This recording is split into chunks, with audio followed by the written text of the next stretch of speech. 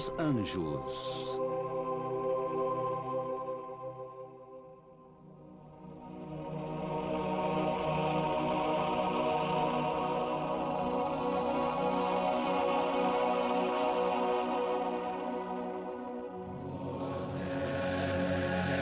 Eles estão em toda parte.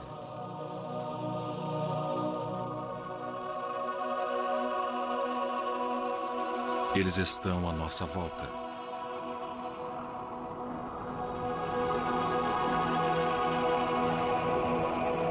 Durante séculos, eles desafiaram a nossa imaginação.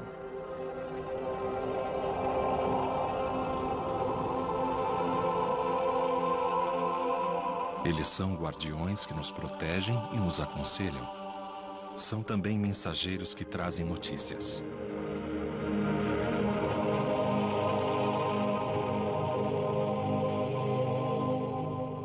Na Bíblia, eles trouxeram a mensagem mais importante de todas: o nascimento de Jesus Cristo.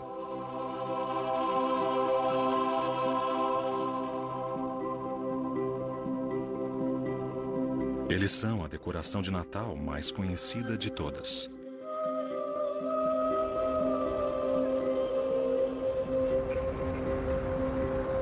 E em outras religiões, eles desempenham um papel fundamental e provocaram discussões e debates seculares.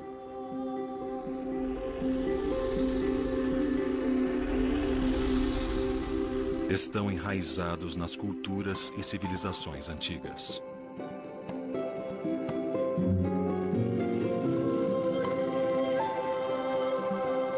Nesses tempos modernos de busca por espiritualidade, novas crenças surgiram devotadas a eles.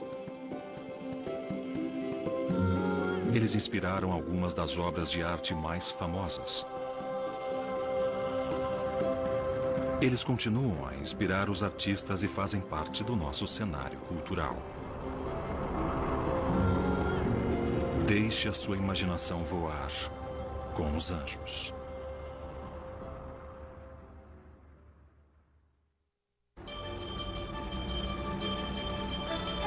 Vamos começar com o conhecido.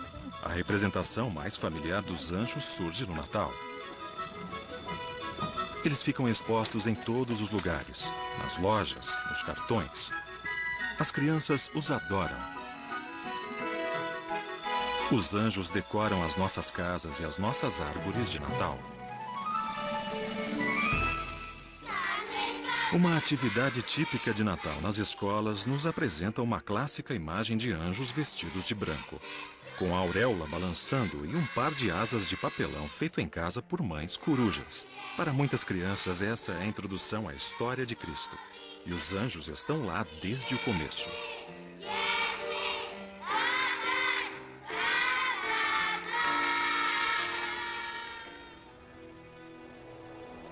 Eles aparecem em eventos fundamentais da Bíblia. O anjo Gabriel leva a mensagem da Imaculada Conceição a Maria. Um anjo diz aos pastores que Jesus nasceu.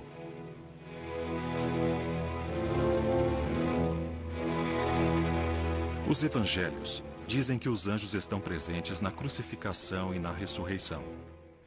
Eles permeiam a história de Jesus na Terra.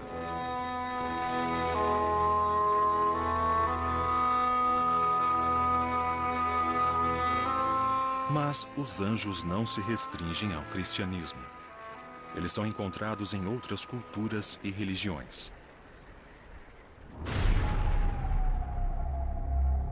Os deuses e os espíritos das primeiras civilizações são frequentemente retratados com características não humanas, como animais, com chifres e asas.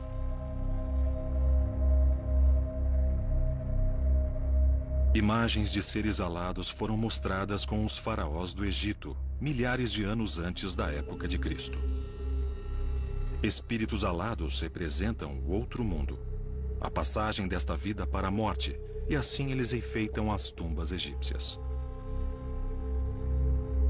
Nós já vimos seu simbolismo e função decorativa. Das antigas civilizações do Egito e do Oriente, eles passaram para outras culturas. No universo greco-romano, as representações de seres alados alçaram voo. A cultura greco-romana era repleta de figuras semidivinas que se assemelhavam, pelo menos à primeira vista, aos nossos conhecidos anjos. Nike, o símbolo alado da vitória. Eros, a criança alada com arco e flecha. Quem é Hermes, o mensageiro alado da mitologia grega, senão um anjo com sapatos voadores?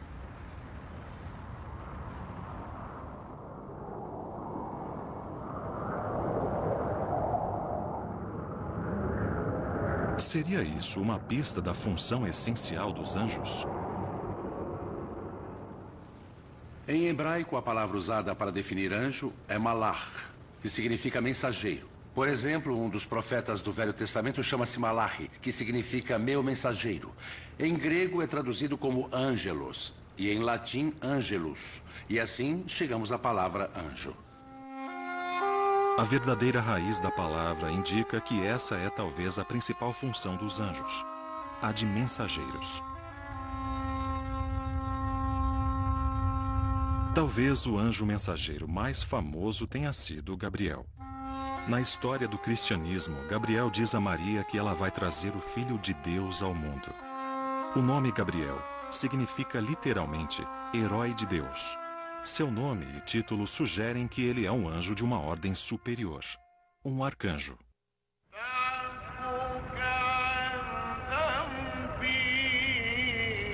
Mas o anjo Gabriel não se restringe à Bíblia. Gabriel, ou Gíbrio, aparece para Maomé. Maomé estava meditando numa caverna quando Gíbrio apareceu e pronunciou a palavra Iqra, pedindo que ele pregasse. Então recitou para ele os versos do Corão, o livro sagrado do islamismo. Aqui também Gabriel é encarregado de levar a palavra de Deus, unindo o céu e a terra. Na antiguidade, as pessoas acreditavam que o mundo era dividido em 3 partes. O inferno embaixo, a terra no meio e o céu em cima. E era lá que ficava o mundo invisível, o reino de Deus, o paraíso. Quando eles olhavam para o céu, pensavam no mundo invisível, um mundo cheio de seres, de espíritos. E esses espíritos vinham nos visitar. Eles ficavam à nossa volta, assim como no céu. Durante a Idade Média, estabeleceu-se uma intricada hierarquia no paraíso. Ela foi representada em pinturas detalhadas e em vitrais. A relação que os anjos mantinham com Deus determinava sua hierarquia no reino dos céus. Esse modelo surgiu não dos livros sagrados, mas dos textos do monge sírio do século V, Pseudo Dionísio, o Areopagita. Ele dividiu os anjos em 9 categorias e os classificou de acordo com sua importância. Em sua hierarquia divina, os anjos mais altos são serafins e querubins. Estão mais próximos de Deus e existem apenas para venerá-lo. Então vêm as virtudes, que realizam os milagres. Os tronos trazem justiça. As dominações ministram o paraíso. As potestades protegem a humanidade do mal. Enquanto os principados se preocupam com o bem-estar das nações. E, finalmente, os arcanjos e os anjos, que agora aparecem lá embaixo, como guias e mensageiros dos seres humanos.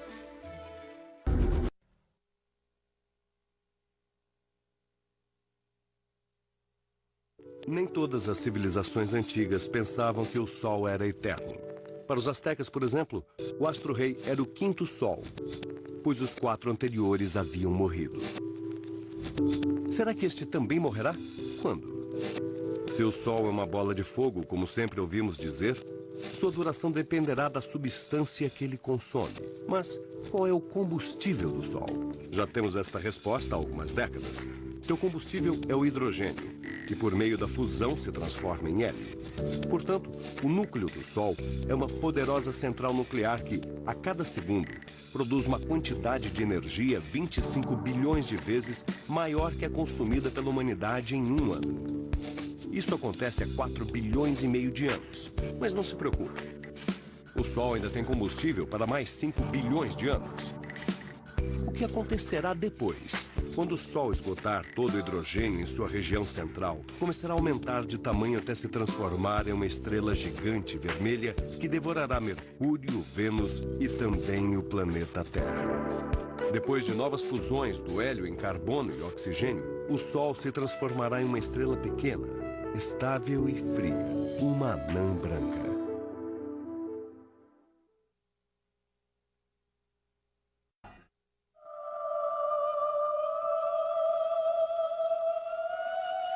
A obsessão e a fixação pela natureza e ordem do paraíso e seus anjos atravessaram os séculos.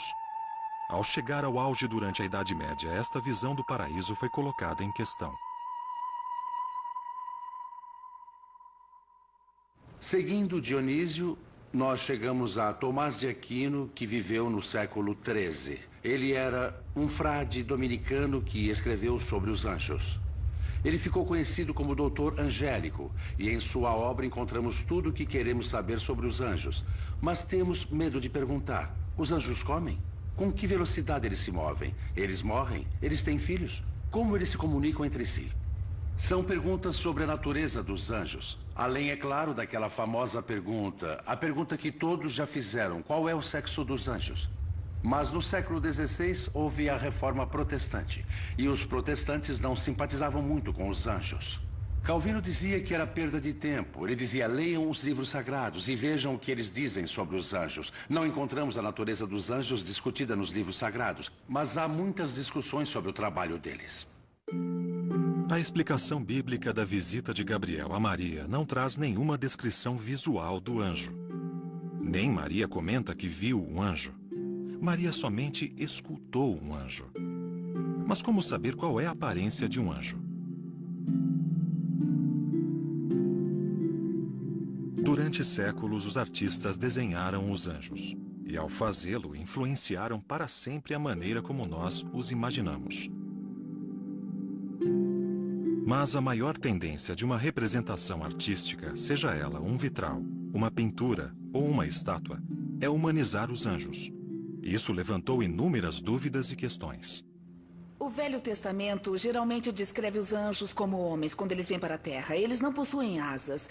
Mas percebemos que quando eles aparecem nas artes do quarto século em diante, isso começa a mudar. Foi nessa época que o Império Romano adotou o cristianismo como a religião do Estado. E a ideia do anjo está visualmente muito associada às deusas greco-romanas, como a estátua de mármore da deusa da Vitória, que usa um manto feminino e possui asas. Com o desenvolvimento das artes, a tendência é encontrar a forma masculina, mas usando mantos femininos com asas.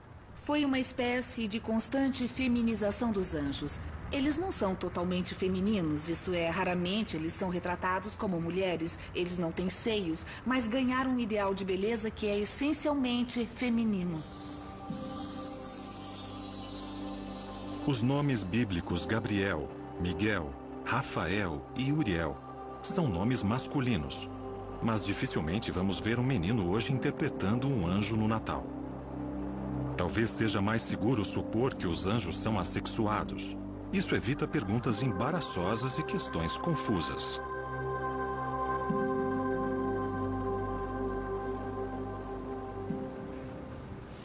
Espírito Santo, nós pedimos seu amor, sua luz. Atualmente, os anjos não se restringem mais a religiões organizadas.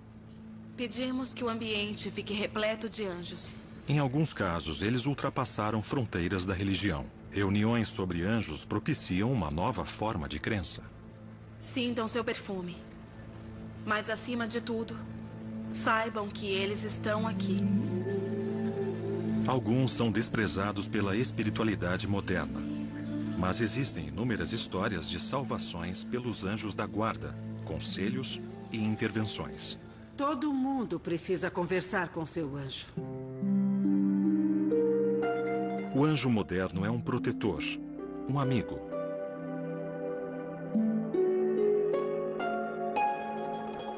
Novas crenças produziram uma indústria própria. Há inúmeras publicações sobre o assunto e lojas vendendo imagens de anjos. Os anjos decoram a nossa casa, além de renovar o nosso ânimo.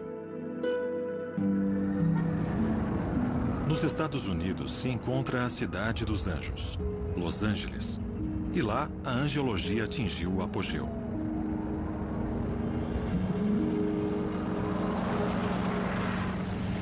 Quem de vocês entendeu mesmo? Lá são realizados seminários sobre anjos, onde médiuns usam o poder dos anjos para curar e purificar. Nós aprendemos... Os profetas da Era Moderna? Respeitar os anjos. Os anjos são totalmente reais. Eu não tenho dúvida. Como vidente, eu os vejo ao lado de todas as pessoas. Mas o que acontece é que nem todo mundo ouve seu anjo. E é por isso que há tanta maldade e tantos problemas no mundo. O meu trabalho consiste em escrever as mensagens que eu ouço dos anjos. Depois eu promovo palestras onde ensino que os anjos são reais. E desenvolvo um trabalho chamado Terapia dos Anjos, que ajuda as pessoas a se livrar dos medos, eliminar as toxinas do corpo e da mente. Elas se sentem melhor com a ajuda dos anjos. Arcanjo Miguel, lhe pedimos que elimine os nossos medos e nosso sentimento de culpa. O Arcanjo Miguel diz que é a energia mais baixa e que ela literalmente corta as nossas asas.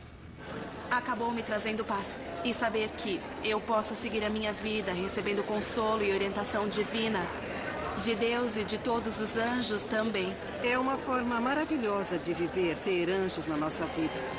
Peça gentilmente ao seu terceiro olho para se abrir, despertar e enxergar o amor. Tudo que recebemos é perfeito, abençoado, lindo. A ideia da proteção de Deus é muito antiga. Os gregos acreditavam que toda pessoa, ao nascer, recebia um anjo protetor para o resto da vida. Os romanos acreditavam que toda mulher tinha um anjo da guarda chamado Juno, e todo homem, um anjo chamado Gênio. Na tradição judaica, toda pessoa é acompanhada durante a vida por dois anjos. Um anjo bom, para guiá-las, e um anjo mau para tentá-las.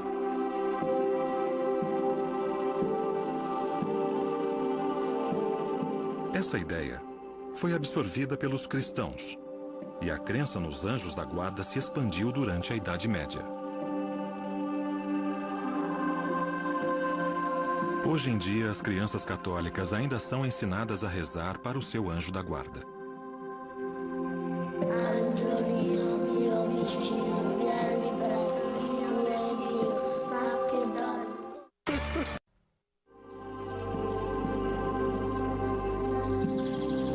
Nos tempos modernos, a ideia de anjo da guarda, o anjo que consola, tornou-se a mais popular de todas. Os anjos adornam as lápides nos cemitérios. Eles nos acompanham deste mundo para o outro.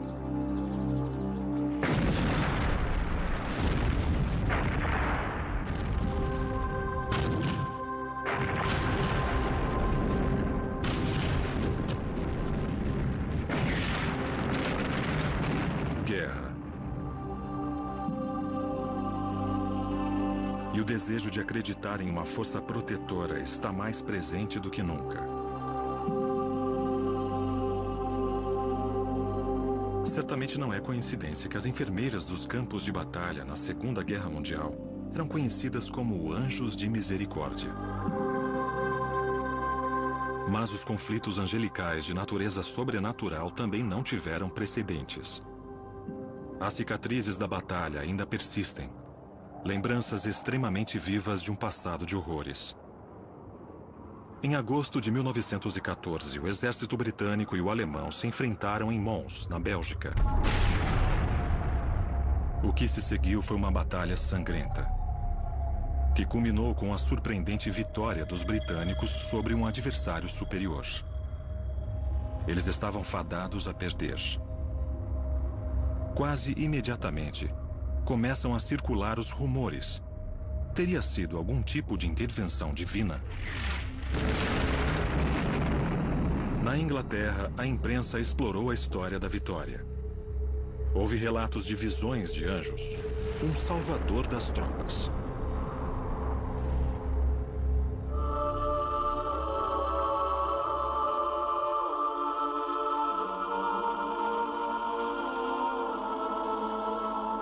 Nascia a lenda do anjo de Mons.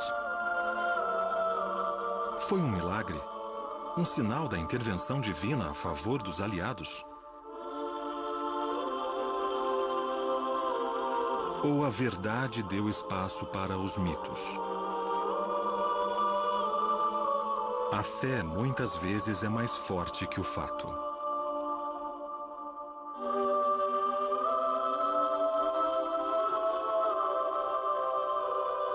Uma guerra santa é vista como uma guerra justa, e os anjos se juntaram a eles.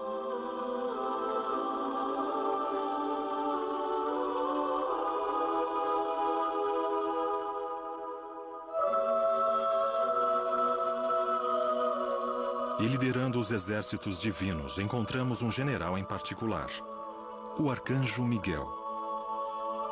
Seu nome significa aquele como Deus. E esse nome foi um brado aos céus na batalha entre o bem e o mal. Foi adotado por muitos como um símbolo.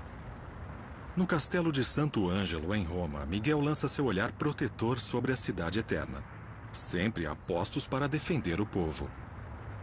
O arcanjo Miguel é mostrado como um anjo guerreiro. Ele é constantemente retratado usando armadura com a intenção de representar a sua figura imponente. Ele sempre está envolvido na batalha contra o diabo e precisa demonstrar que é capaz de proteger a humanidade. As pinturas começam a mostrá-lo lutando contra o diabo, pisando nele ou cortando sua cabeça. São imagens bem explícitas para todo mundo saber que ele está lutando por nós. Miguel também é muito mostrado segurando balanças. Ele usa as balanças para pesar a alma dos seres humanos. A alma é pesada de um lado e os diabinhos de outro, para decidir quem merece ir para o céu ou para o inferno. A função de Miguel como protetor das forças do bem surgiu nos anos 50, quando o Papa Pio XII o transformou em santo padroeiro dos policiais. Miguel é o maior protetor dentre os anjos. Mas que tipo de papel protetor os anjos desempenham na cultura moderna? Em Gateshead, no norte da Inglaterra, situa-se um imponente protetor. Uma escultura do artista Anthony Gorley, o Anjo do Norte. No norte da Inglaterra existe muita renovação. Tem sido assim há décadas. Eu acredito que podemos considerar o anjo como o maior símbolo desse renascimento. A população da região tem muito carinho por ele. É simbólico. Ele pode ser visto quando chegamos de trem ou mesmo de carro. E a cidade quer que ele represente um sinal de boas-vindas a Gateshead, a Tyneside e ao norte da Inglaterra. O interessante é que se a gente pedisse a uma criança daqui para desenhar um anjo há 10 anos, provavelmente ele desenharia um anjo com asas abertas. Hoje elas desenham um anjo com asas de aço. Portanto, houve uma mudança na imagem tradicional.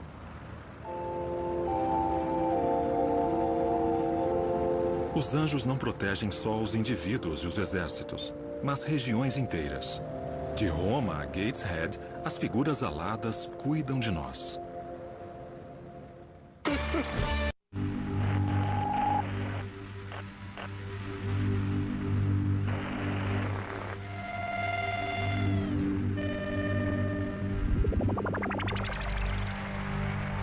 Desaparecer de um lugar e aparecer no mesmo instante em outro sempre foi uma velha fantasia da humanidade, alimentada pelo cinema e pela TV.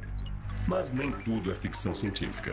Nos últimos anos, diversos equipamentos científicos conseguiram teletransportar fótons e depois átomos de cálcio e berilo. A ciência atual não é capaz de transportar matéria, mas informação. A partir da propriedade quântica denominada estados entrelaçados, criam-se dois átomos gêmeos que depois são separados.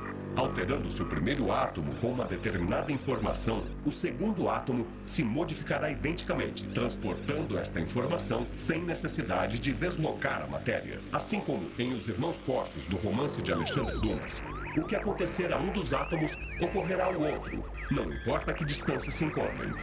Tamanha capacidade de tráfego exigirá que os computadores quânticos trabalhem a velocidades inimagináveis, transformando nossos atuais supercomputadores em peças de museu. Podemos teletransportar também nosso pensamento? Esta incrível ideia?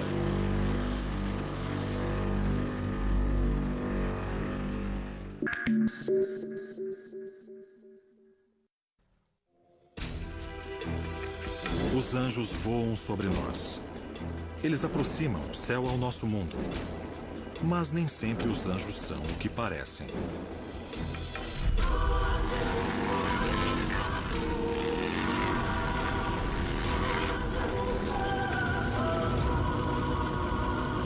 Os jovens soldados americanos que voltaram da Segunda Guerra Mundial criaram um dos mais famosos clubes do mundo.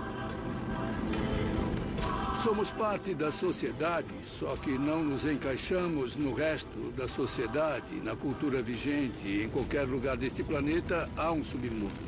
Quando os veteranos voltaram da Segunda Guerra Mundial, aqueles que participaram de bombardeios e os paraquedistas se sentiram meio deslocados, sentindo que não se encaixavam mais.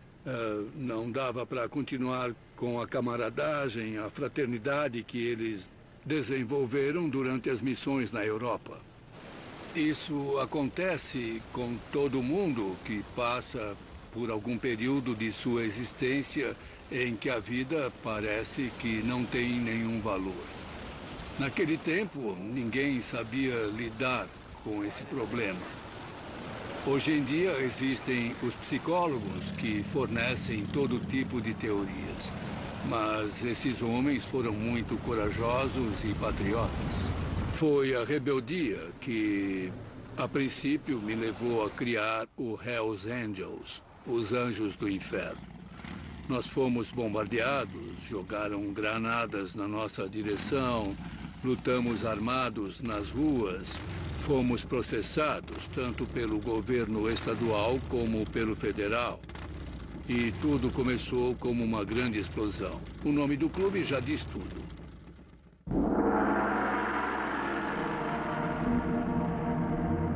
Mas quem foram os Anjos do Inferno originais? O conceito de anjo caído é baseado na Sagrada Escritura. A primeira carta de Pedro fala de Deus punindo alguns anjos zombeteiros, mandando-os para o inferno. Há uma tradição que diz que os anjos tiveram relacionamentos com os humanos e isso desagradou a Deus. Isaías conta a história da queda de Lúcifer. Lúcifer era um anjo bom, portador da luz, é o significado desse nome. Mas por ter desobedecido a Deus e se tornado orgulhoso, a soberba foi o problema, ele queria ser tão bom quanto Deus, ele foi expulso do céu. O principal anjo do inferno, obviamente, é o diabo. Acredita-se que esse nome derive das palavras gregas que significam expulso e espírito, diabólico e demônio. Na Bíblia, o diabo é retratado como serpente ou dragão, o líder de todos os anjos caídos. Ele tentou Adão e Eva, e mais tarde o próprio Cristo. No Corão, ele é mais conhecido como Al-Shaitan, o clássico sedutor. Através de representações visuais assustadoras, o diabo ou anjo caído mexe com nossa imaginação. A maneira mais fácil que os artistas encontram para estabelecer a diferença entre o anjo bom e o anjo mau é muito simples. É um truque bem simples. Eles mudam as cores, colocam chifres, olhos salientes e às vezes uma cauda. Imediatamente a figura se torna diabólica e sinistra. Os demônios invocam terror e medo. Mas os anjos bons podem ser tão assustadores quanto os maus. Os anjos podem ser assustadores. Martinho Lutero, por exemplo, rezava para nunca se encontrar com um anjo. E quando lemos as histórias da Bíblia, podemos entender isso. Quando Jacó viu a escada que vinha do céu para a terra, com anjos subindo e descendo por ela, ele ficou apavorado e disse que aquele lugar era assustador. Deve ser a casa de Deus, mas transmite medo. Quando as mulheres visitaram a sepultura de Cristo depois da ressurreição e a encontraram vazia, com anjos tomando conta dela, a primeira coisa que o anjo falou para as mulheres foi: não fiquem com medo. Há um motivo para as pessoas sentirem medo dos anjos. Eles nem sempre trazem boas notícias. Eles podem ser assustadores. Os anjos podem ser bons e podem ser maus. Os bons podem ser assustadores e os maus encantadores. E interpretações erradas é que não faltam. Eu não penso em Satã e não associo as minhas atividades a qualquer tipo de ideologia ou filosofia satânica, nem a nada que tenha alguma relação com isso. Exercemos atividades o tempo todo com as pessoas. Somos uma parte complexa da nossa comunidade, independente dos nossos vereadores reconhecerem isso ou não. Eu acho que os Hells Angels são muito generosos.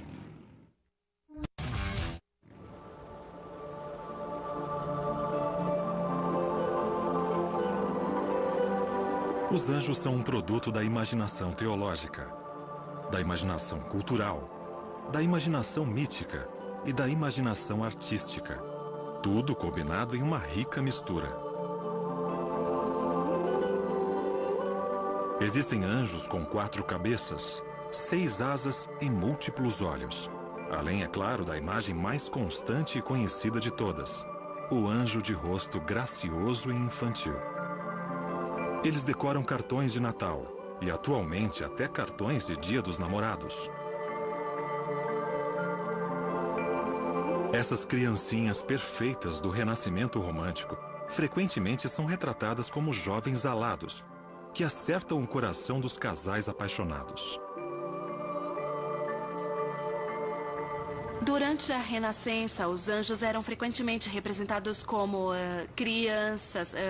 Todos os artistas se esforçavam para criar imagens com um ideal de beleza, e as crianças eram vistas como a personificação da perfeição física.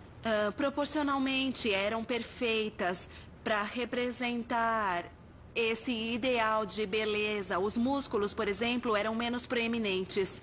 Os artistas conseguiam obter efeitos delicados com luz e sombra. Além disso, as crianças representam a síntese da inocência e da ternura em harmonia com a iconografia dos anjos.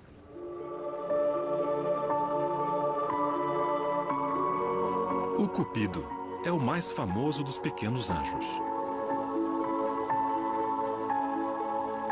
Ele é retratado como uma criança alegre, inocente e travessa, mas carrega uma arma mortal. O detalhe mais perigoso dessa representação é o arco e a flecha. Eles podem ser usados para atravessar o coração de qualquer pessoa. E fazer isso de uma maneira imperceptível, porque não temos consciência de que uma criança tem esse poder. E, mais uma vez, tem relação com a mitologia, com um elemento de perigo e malícia. E é por isso que o anjinho está sempre sorrindo. Visualmente, os querubins também funcionam muito bem em outras situações, como, por exemplo, a Virgem Maria com o menino Jesus no colo. Parece perfeitamente natural que o menino Jesus brinque com outra criança que venha a ficar mais perto dele. Não podemos esquecer de que, na época dessas pinturas, vários bebês morriam. E por mais que a igreja considerasse heresia a ideia de que bebês mortos se tornassem anjos, ainda assim isso era reconfortante, o que torna essas pinturas atraentes até hoje.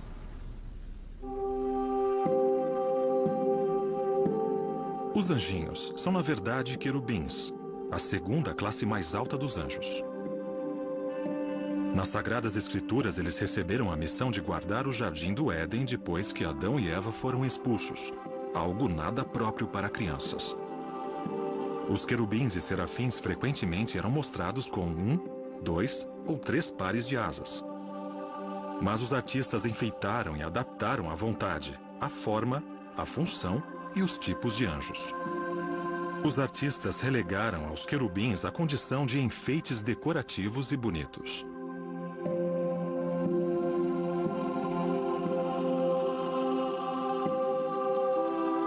Com o tempo, nós nos acostumamos com essa imagem de perfeição dos anjos.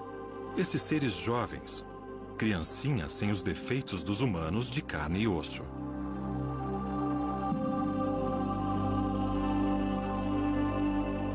Essa imagem atingiu o auge da sublime graça na era do Renascimento.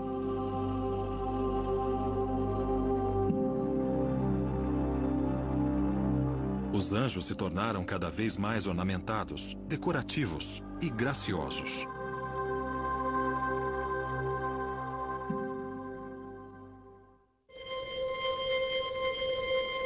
Os anjos desempenham inúmeras funções e assumem várias identidades. Sejam os seres delicados de Caravaggio ou o Anjo do Norte de Anthony Golly, uma coisa eles têm em comum: as asas.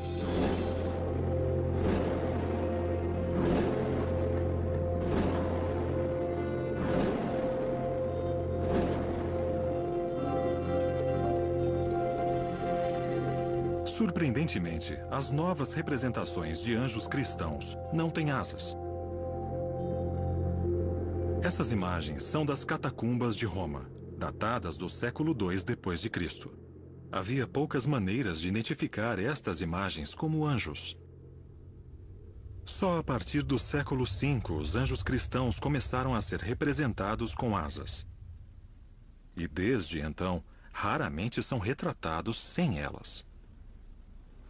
Eu acho que os anjos possuem asas por dois motivos. O primeiro é que para nós, observadores, é mais fácil reconhecê-los como anjos. Quando são descritos na Bíblia, nem sempre fica muito claro para as pessoas que os personagens estão interagindo com anjos, mas quando temos representações visuais dessas histórias, queremos saber quem é mortal e quem é anjo, e as asas ajudam a deixar isso bem claro. Em segundo lugar, através das asas, os artistas podem soltar totalmente a imaginação. Elas podem ser naturalistas e parecer asas de aves, ou podem ser onduladas e soltas em criações extraordinárias. Acho que os artistas adoram anjos alados porque podem fantasiar à vontade.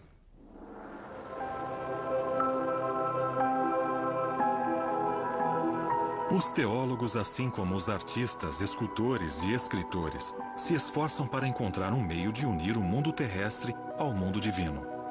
Como imaginar e contemplar esses seres divinos que não fazem parte do nosso mundo? Há mensageiros alados no Egito. Há mensageiros alados na Grécia e na mitologia romana. Não era nenhuma novidade. Os deuses tinham anjos com asas. Eles eram o melhor meio de transporte. Afinal, se acreditamos nos 3 níveis do universo, como eles vão de um lugar para o outro? Como viajam do céu para a terra? O jeito mais rápido para isso é voando. Por isso, os anjos são representados com asas. O fato de os anjos terem asas reflete o nosso próprio desejo de voar? Depois das asas, a segunda característica mais retratada é a auréola, uma coroa de luz circular que simboliza santidade. Mas uma maneira conveniente para o artista chamar a atenção para a divindade dos anjos e distingui-los dos humanos.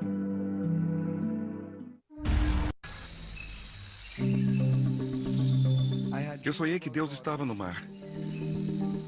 Uma vez eu quase me afoguei, então me lembrei do sonho. Eu sabia que teria de voltar para a ilha e fazer algo para salvá-la.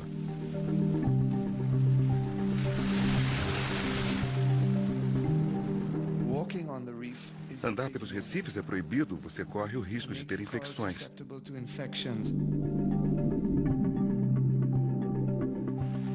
Turistas e moradores da região andam pelos recifes. Todos são culpados. É preciso ensinar a eles o significado e o valor da natureza. Não existe separação. Meu desejo e missão é salvar o planeta, dando pequenos passos.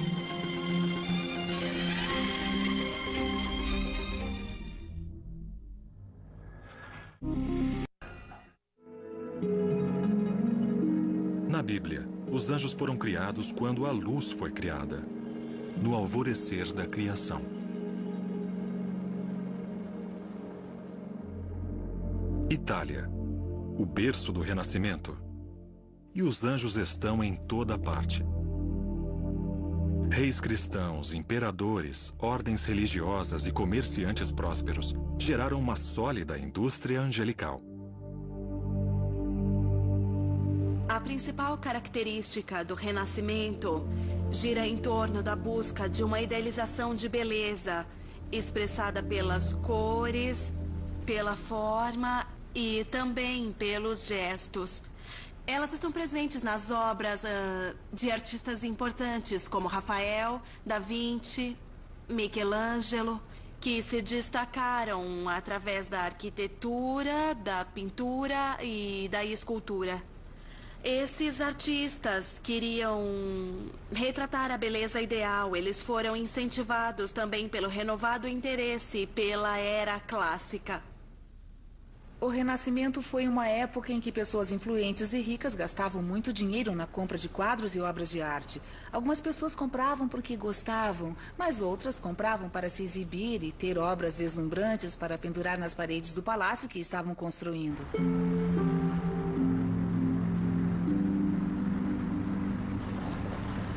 Mesmo hoje, nos vilarejos e cidades italianas, os anjos estão em toda parte.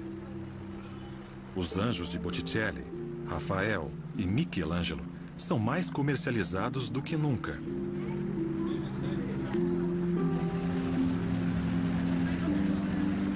Em todo o mundo, os anjos continuam a inspirar os artistas.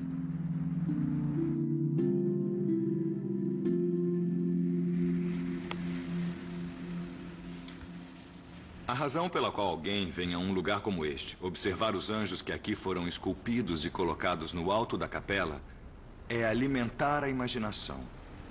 E isso é de fato muito interessante, porque de alguma forma eles foram criados à nossa imagem. É como olhar para nós mesmos, ou para uma imagem melhorada de nós. É um dos motivos pelos quais os anjos nos atraem tanto. Ele é um ser humano numa condição mais idealizada que a nossa. Talvez hoje em dia nós idealizemos os atletas, os modelos e os atores de cinema da mesma forma que na antiguidade as pessoas idealizavam os anjos.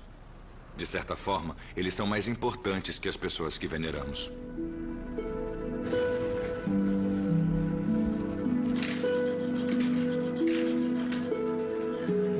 As crianças são fascinadas pelos anjos e desde a mais tenra idade sabem instintivamente como desenhá-los. Com asas, auréola, mantos brancos e com muita luz.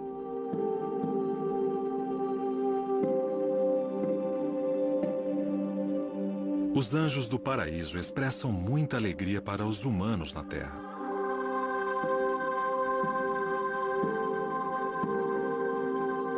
Cantando, dançando e tocando música.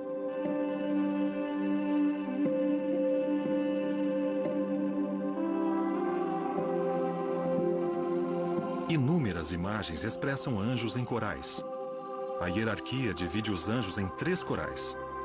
Mais uma vez, isso demonstra uma estrutura organizada no céu.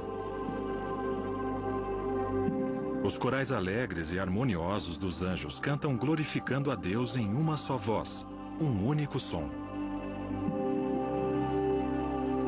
Os anjos tocavam os instrumentos mais conhecidos do Renascimento: o laúde, o violino, a flauta e a trombeta, todos distribuídos como parte de uma orquestra divina.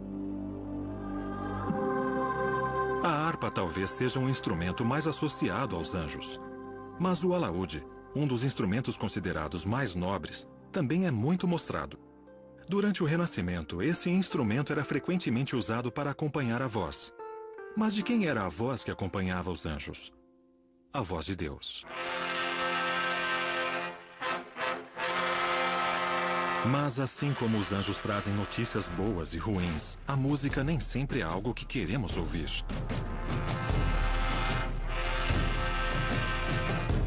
Dizem que Gabriel irá anunciar o juízo final, tocando uma apocalíptica trombeta. Dificilmente será um som confortante.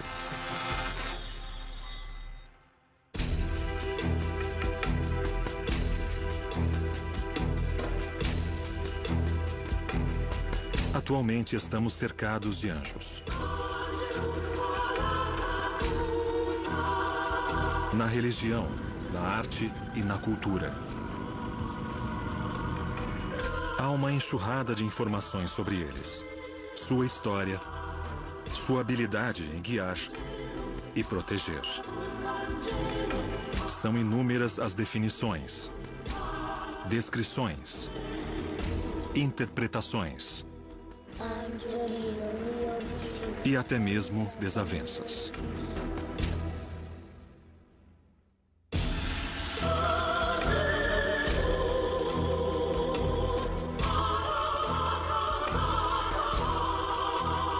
Eles estão mais populares do que nunca. A nossa fascinação por eles não deve acabar tão cedo.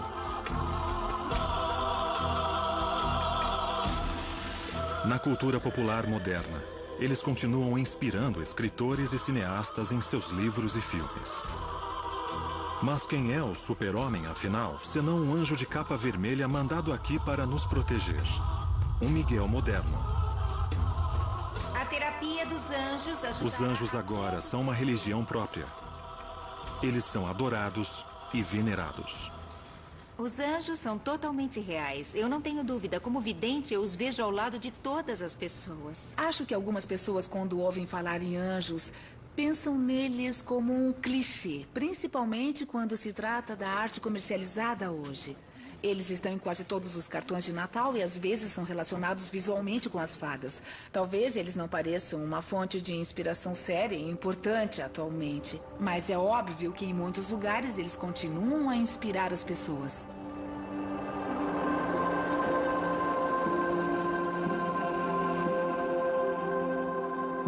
Uma pergunta permanece sem resposta.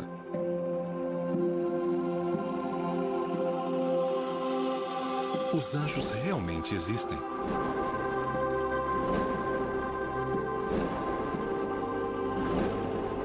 Eles existem, para quem acreditar neles.